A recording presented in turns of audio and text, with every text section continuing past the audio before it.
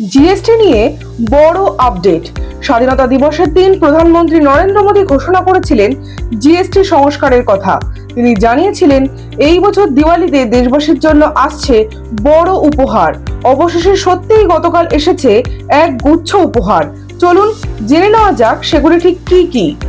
নিত্য প্রয়োজনীয় পণ্যে যেমন তেল, শ্যাম্পু, টুথপেস্ট, টুথব্রাশ ইত্যাদিতে আগে ছিল 18%, বর্তমানে কমে দাঁড়িয়েছে 5%।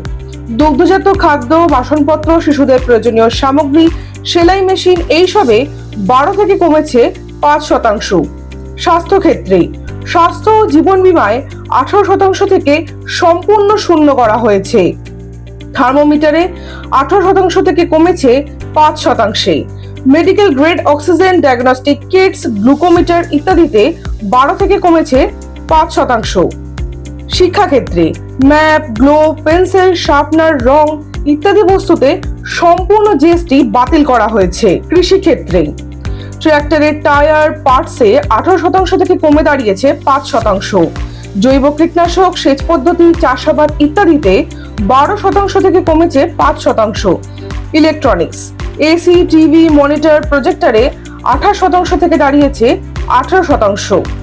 অটোমোবাইলে 1200 সিসির নিচে থাকা ছোট গাড়ি, 350 সিসির নিচে থাকা মোটরসাইকেল, 3 চাকার গাড়ি, মালবাহী যান ইত্যাদিতে আগে ছিল 28%, বর্তমানে 18%। আচ্ছা, আপনার মতে জিএসটি সংস্কার সাধারণ মানুষের জীবনকে ঠিক কতটা সহজ করবে বলে মনে হয়?